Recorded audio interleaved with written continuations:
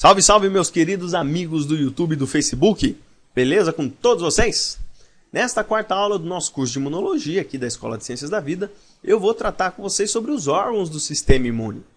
Na aula passada eu tinha falado sobre as células do sistema imune e essa aula é para fechar o sistema de um modo geral, para que a gente possa dar continuidade aí nas próximas aulas de pontos mais específicos aí da imunologia.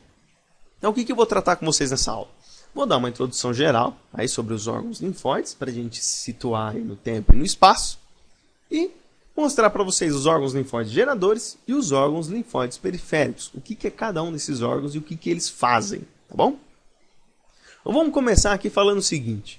Na aula passada eu tinha falado para vocês que nós temos células progenitoras autorrenováveis, né, que vão dar origem às outras células do sistema imune, né, ela que é a precursora das células leucocitárias e eritrocitárias, né? Então a gente tem aquelas duas linhagens, a mieloide e a linfóide, e tudo começa com a progenitora autorrenovável. E como eu expliquei para vocês, essas células podem se dividir sem a necessidade de diferenciar para ter uma população considerável, para que quando houver a necessidade de diferenciação, exista uma quantidade grande dessas células. E de fato, quando ocorre a diferenciação, a maturação, nós vamos ter aí uma célula leucocitária madura para desencadear a sua resposta. Tanto a renovação como a maturação, ela vai acontecer dentro dos órgãos linfóides. E é isso que nós iremos ver aí nessa aula. Como eu expliquei para vocês, os órgãos linfóides, como eu falei logo no tópico lá, tem duas classes específicas. Então vamos colocar uma divisória aqui. Nós temos os órgãos linfóides geradores e periféricos. Você vai encontrar comumente nos livros, né, a nomenclatura de órgãos linfóides primário e secundário, tá? Que é praticamente a mesma coisa, mas eu dou preferência para falar geradores e periféricos, que é o termo mais correto para se tratar aí desses órgãos. Quem são os órgãos linfóides geradores? Nós temos dois, que é a medula óssea e o timo, e os periféricos, o baço, linfonodos e tonsilas faríngeas, certo? Eu vou explicar todos os geradores aí para vocês, e nos periféricos eu vou dar uma importância aí para os linfonodos, porque o baço e as tonsilas vão fazer praticamente a mesma coisa que os linfonodos. Então vamos começar falando aí dos órgãos geradores.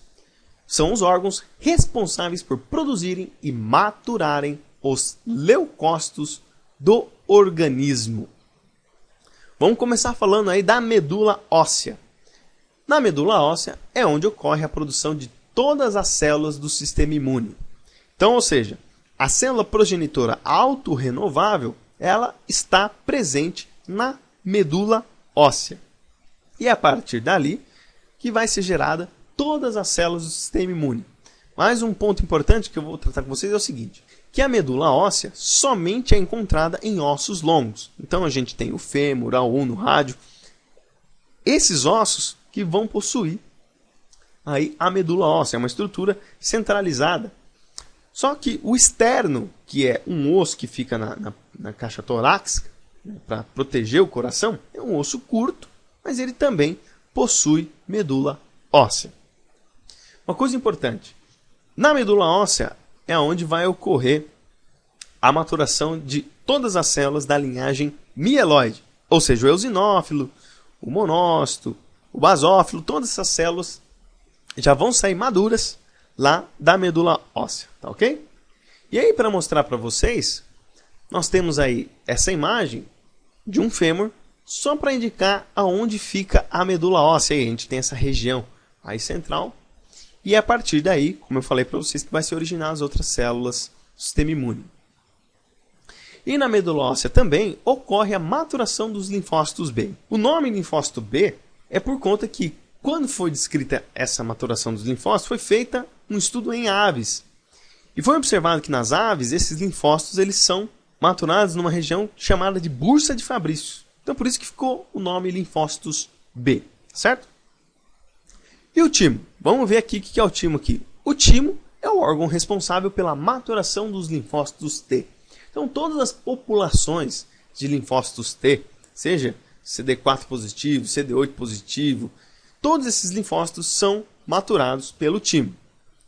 E aí a gente consegue observar aí nessa figura, né, que o timo ele tem essa estrutura, ele se assemelha quase a um pulmão, mas ele tem esses dois lobos aí, certo? Aonde vai ocorrer a maturação dos linfócitos T. E ele fica localizado bem na caixa torácica, logo acima do coração. Então, ou seja, ele é um órgão que está numa posição centralizada aí no coração, entre os pulmões. E como eu falei para vocês, né, a gente tem o linfócito T imaturo, está ali na circulação. A partir do momento que ele chega no time, ele vai ser maturado aí, como eu já tinha falado aí para vocês, certo? Esse é o processo aí que funciona. Tem um mecanismo muito mais específico de como isso vai acontecer. Só que isso é mecanismo para a gente estudar para as próximas aulas. E os órgãos linfóides periféricos? Vamos dar uma estudadinha neles agora. São os órgãos responsáveis pelo desencadeamento inicial da resposta imunológica adquirida. Ou seja, quando nós estamos com uma infecção por um período prolongado, a resposta imunológica adquirida, que é realizada pelos linfócitos, ela vai acontecer nos órgãos periféricos. Vai ter toda a parte de apresentação antigênica e tudo isso vai acontecer nos órgãos periféricos.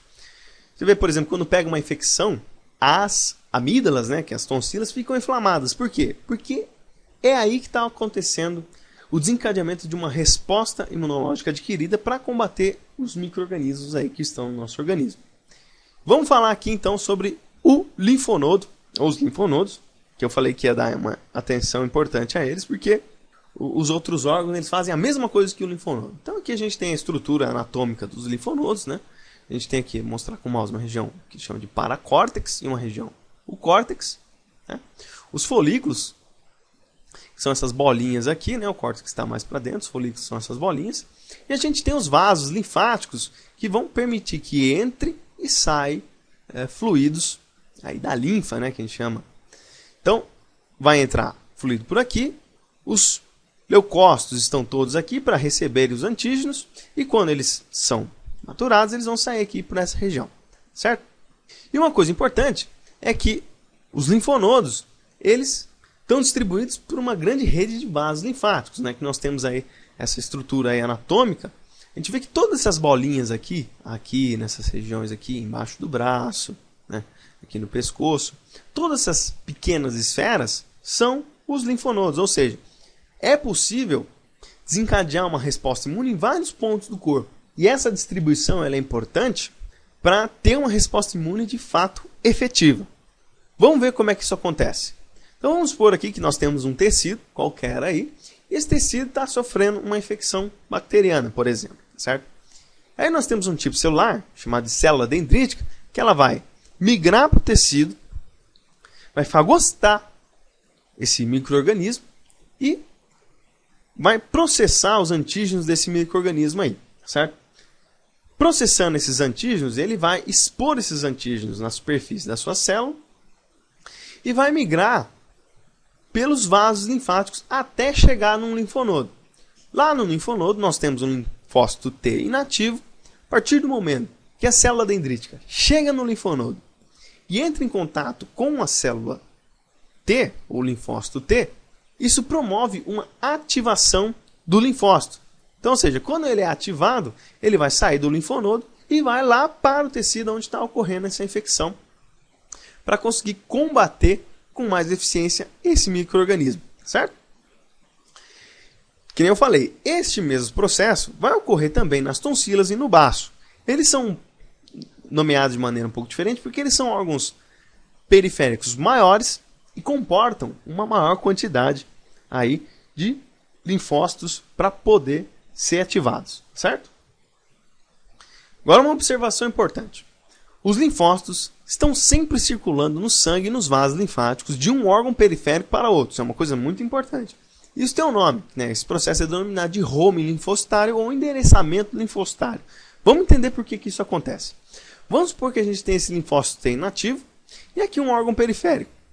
Esse órgão periférico está conectado a outro órgão periférico, né, por intermédio dos vasos linfáticos, certo?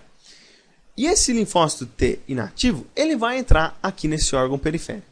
Mas se não tiver nenhuma célula dendrítica aqui, não existe razão deste linfócito ser ativado. Mas isso não significa que, provavelmente, em outro órgão linfóide, não tenha células dendríticas ali para ativar esses linfócitos, tá certo? Geralmente em infecções, nem sempre todos os órgãos linfóides vão conter aí as células dendríticas. Então o que vai acontecer? Esse linfócito T inativo vai sair desse órgão periférico, vai cair na circulação, pode ser no sangue ou na circulação dos vasos linfáticos, e vai parar em outro órgão linfóide. Neste outro órgão linfóide, por sua vez, pode ter células dendríticas ali presentes. Se tiver uma célula dendrítica ali, o que vai acontecer? Ele pode ser maturado se porventura essa célula dendrítica tiver expondo um antígeno de superfície. Então o linfócito T vai reconhecer esse antígeno de superfície de uma bactéria ou de um agente agressor e vai ser ativado, para que daí ele possa cair novamente na circulação e combater os agentes infecciosos que estão aí lesionando o tecido. Tá certo? Então foi essa referência aí que eu utilizei para vocês aí nessa aula, né? A referência clássica de imunologia celular e molecular do ABAS, certo? Espero que vocês tenham gostado dessa quarta aula daqui de imunologia. Mais aulas vão aparecer aí. Se vocês tiverem dúvidas, críticas, sugestões, participem, mandem comentários aqui no vídeo. Se você gostou, dá um joinha pra gente. Participa lá no Facebook da Escola de Ciências da Vida. O link está logo abaixo aí na descrição do vídeo, certo? E eu espero todos os senhores aí para as próximas aulas. Então, um forte abraço e fiquem com Deus.